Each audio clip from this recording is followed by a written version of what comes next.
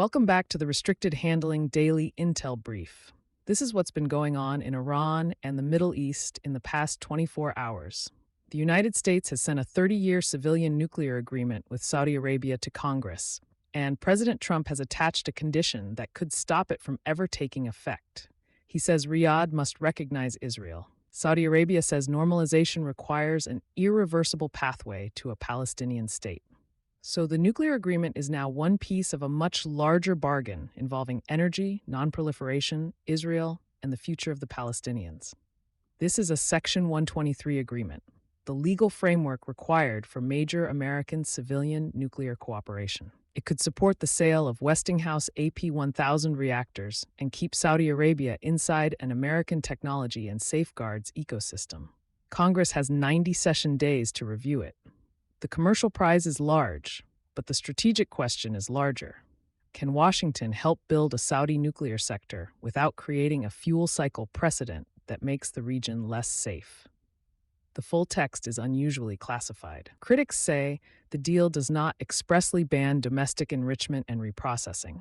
The administration says it meets the legal non-proliferation standard.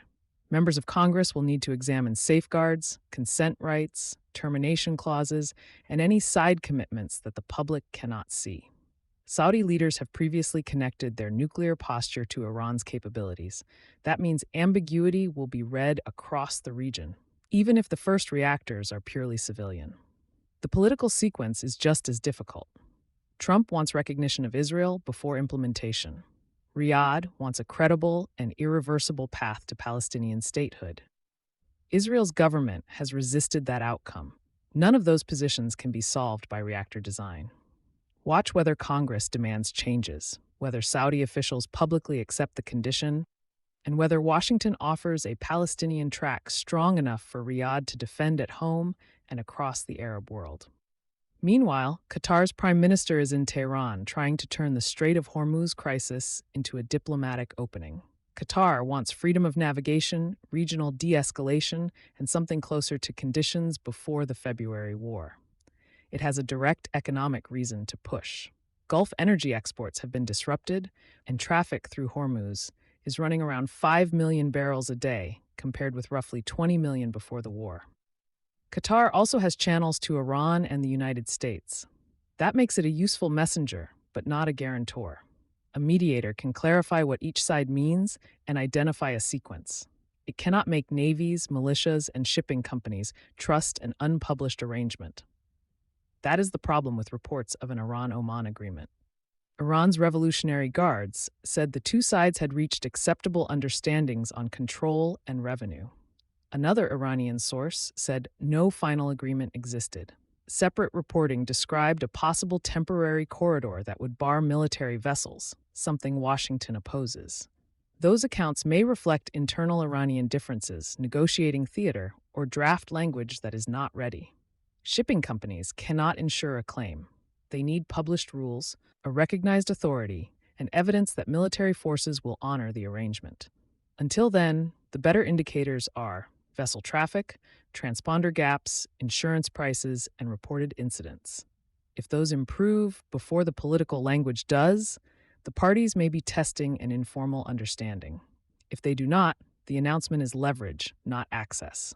Washington is applying pressure on a second track through Operation Economic Outcast. The goal is to cut Iran off from the banks, traders, shippers, and intermediaries that move state revenue and finance procurement. The United Arab Emirates has suspended some trade and financial transactions, but Iran's shadow system is distributed through companies and accounts in Dubai, Hong Kong, Singapore, and other hubs. One alleged structure moved billions through layered entities.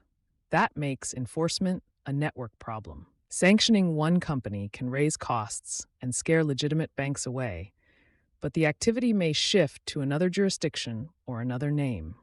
Success is not the number of designations in a press release. It is sustained loss of revenue, failed procurement, and fewer partners willing to replace the nodes that are exposed. Strong enforcement also needs humanitarian channels that do not force ordinary trade into the same shadows. 6 months of war have damaged Iran without settling the nuclear question. International inspectors still cannot fully verify the status of enriched uranium after earlier strikes. Estimates of how quickly Iran could rebuild depend on surviving material, expertise, equipment, and access. The United States has moved back toward economic pressure after heavy operational demands, while public support for the war remains weak. This is the danger of confusing destruction with resolution. Iran has lost capabilities and revenue, but it still has regional partners, maritime leverage, and the ability to exploit uncertainty.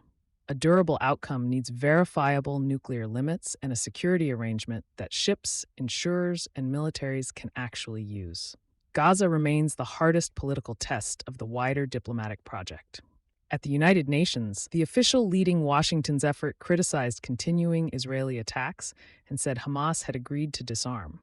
But disarmament, Israeli withdrawal, governance, monitoring, and the deployment of an international stabilization force have not been sequenced. Each side fears that moving first means giving away its last leverage. That is how a ceasefire framework can exist on paper, while people remain trapped and under attack. Iran is also narrowing the space for anyone to document what is happening. A proposed law would criminalize contact with foreign media. Photojournalist Yalda Moaeri was sentenced in absentia to 15 years over her reporting after already facing prison for documenting protests. Her case matters because an independent record is not an abstract press freedom issue.